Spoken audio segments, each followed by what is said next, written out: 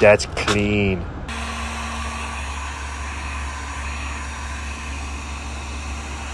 Taking the logos off.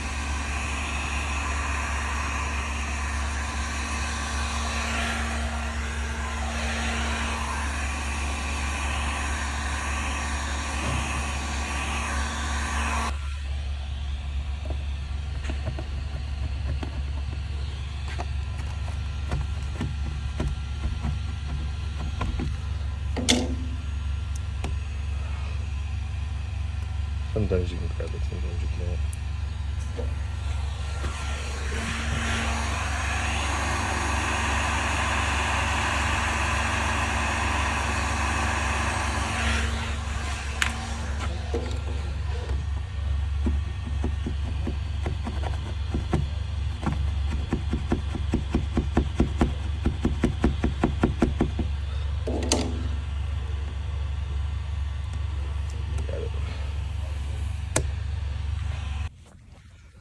Getting ready to take the stickers off the truck and getting ready to sell. I already took the tracker off of it.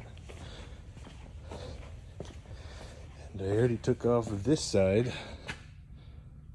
Need to wipe it off a little bit. Taking the stickers off. The hood had snow on it, so I have to dry it. Man, this is a sexy truck. Oh, I'm gonna miss it. Well, I got all the stickers off. Now I need to, they've got some soap stuff you can use to wipe it. You can still see our UDOT number as well as our logo outline. So I got to get some wiping on and get that off. Well, sad day. I had to take the stickers off of this one. Then I'm going to take the stickers off of this one next. They're both paid now. So, why is it so zoomed in? So this one's next. Just started it. But that one's good to go. So the guy's going to come pick it up probably tomorrow. But yeah. Look how good that looks. That did pretty good. There's no... You can kind of see the outline still on this one. And part of our UDOT number. But other than that, I did pretty good. This one's going to be tricky because it's a little bit dirtier and a little bit cooler, but that's how it is. I take that sticker off, take the number off. Actually, oh shoot, that's paint. I don't know if I can take that off. Oh well, fun times. All right, it's a sad day. I'm using this enamel eater. Got the stickers off. That actually looks pretty good. The door's pretty dirty. I'm not gonna wash the bottom down there. We took our UDOT number off.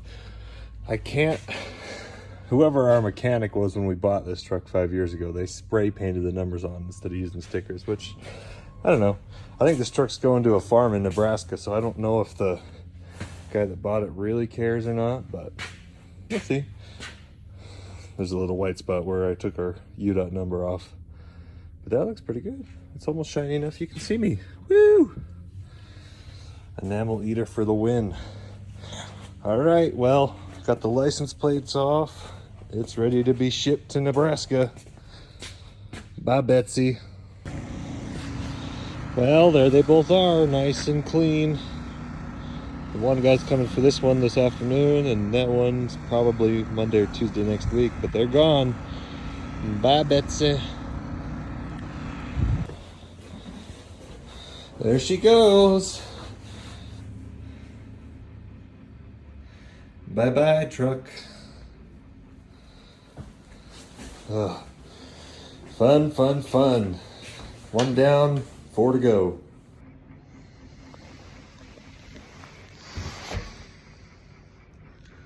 Well, this is fun. We're doing some load searching this morning. I'm trying to book some loads to keep the trucks busy. And I kind of had a funny situation, so let me, I don't know if I should show you or not. They might get mad if I disclose their information.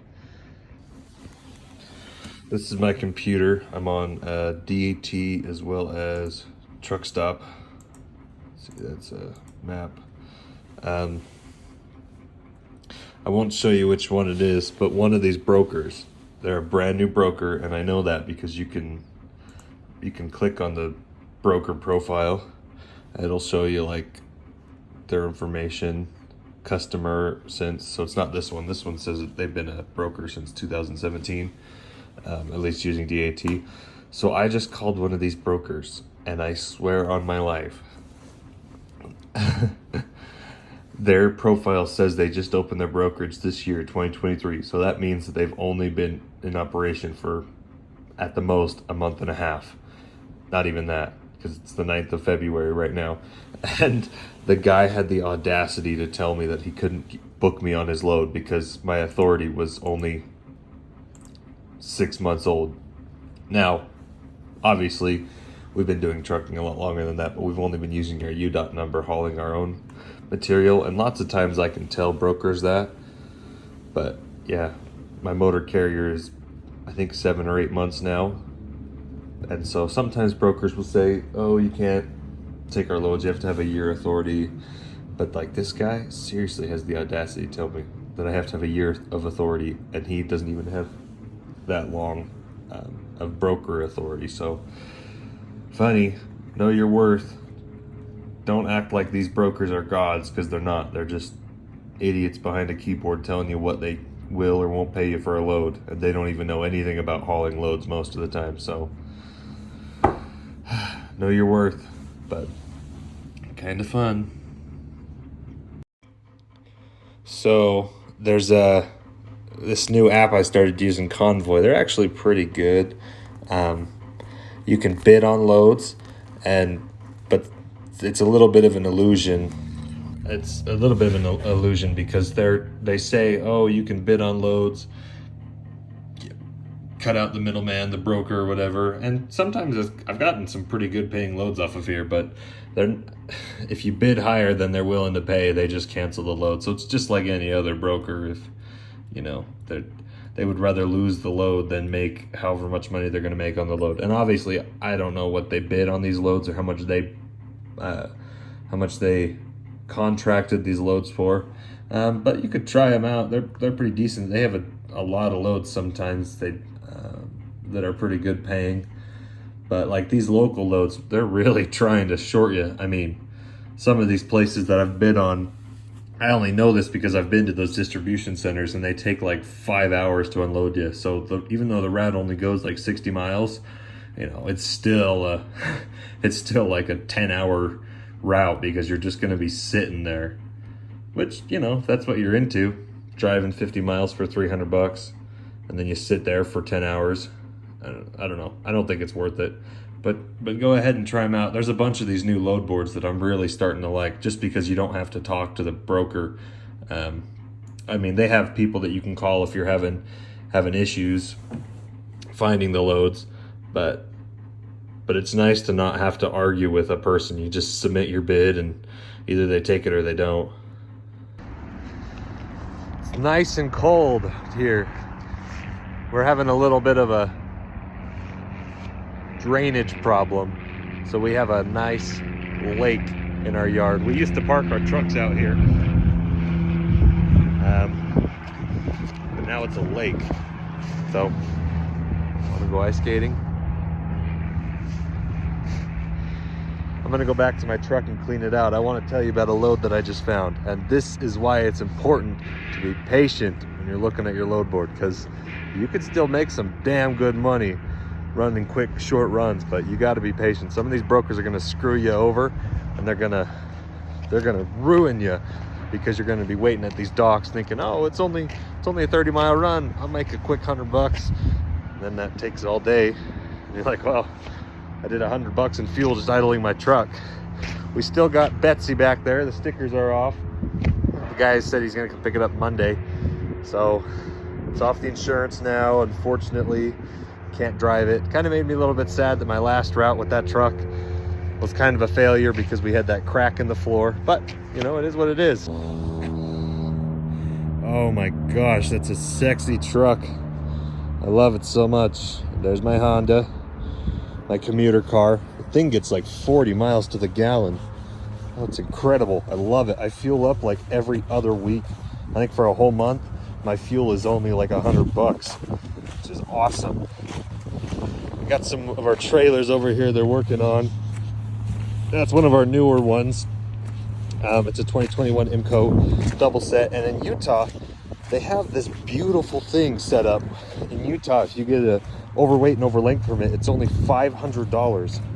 And that gives you the ability to be max 130,000 pounds if you have enough axles. And with that, you can have, most common is 48-40. So you have a 48-foot pup, and then you have a 48-foot lead trailer and a 40-foot pup. So that's what we have here. This is one of our Jimmy set. We bought an old container set back 2 years ago when there was a shortage of trailers and trucks and nobody could buy trailers. So we bought that old container set, welded it shut, and now it's a refuse trailer. This is a Mack refuse trailer we bought out of Ohio. I'm actually thinking we're gonna buy some more of those used ones because they've held up really nice. So you have the 48-40s, and then you also have, more common is the 48 or 45-45 set. So you have twin 45 trailers with a tandem. And if you have enough axles, you can be up to 130,000 pounds. So that's what our local guys do. That's what most of our trucks do. Here locally in Utah, we actually haul garbage and recycling. So anyways, let me go get in the truck. I want to check this trailer out. So this load that we just got, I'm not kidding you. It was about 10 miles. Now we had to go to a special facility. They didn't require us to have a TWIC card or a port card, but it did go to a place that I can't say here in Utah. 10 miles. The driver did it in about 2 hours and made $800. So I mean,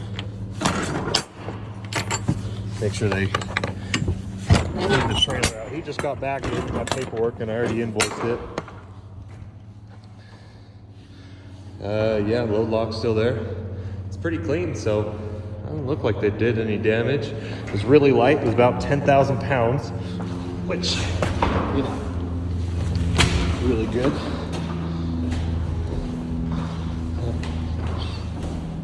Man, I love the smell of the inside of these trailers. What's this? That's interesting. What does this say? Dedicated handling device.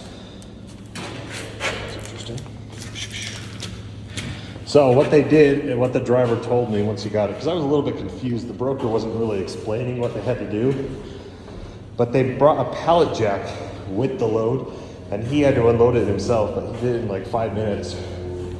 Which, now that I'm thinking about it, I've usually been avoiding those loads that say driver unload with pallet jack, because I'm like, oh, I don't want to make my drivers, you know, work. But if you're cutting out the expense of the forklift operator, you know, those shippers will pay you more if you're the guy that's unloading it. And it's not usually that hard if you have a pallet jack. So yeah, I kid you not, $800. Took him 2.5 hours. $800, 2.5 hours. Burned almost no fuel. So keep your head high. There's loads out there, but they're a little bit harder to find now than they were before. But know your worth. Don't go sitting at detention centers for 10 hours waiting to get $200. It's not worth it. We're here in Esmeralda again. Just got back from the shop. The turbo was loose and it was leaking coolant out of a rear coolant line, a hard line that goes to the transmission. Man, it smells so good in here. I love this truck. I'm gonna get some Mountain Dew. I think I'm out of Code Red. So we're cleaning up Esmeralda a little bit. I've kind of cleaned a little bit of it. I'm gonna go and clean the fridge. But we've now listed her on truck paper. We're asking 90 grand. Might come down a little bit from that. If someone gave us a serious offer, we might come down a little bit more. But that's about what we still owe on her. Good truck, good 500 horsepower Cummins, If you wanted to pull overweight, you could. You have plenty of power with the Cummins engine. Big super sleeper and a fridge. It's a nice truck. So if you're looking for a good truck, we have another truck that's the same spec as well. It's actually getting a head job right now. Luckily, the warranty paid for that.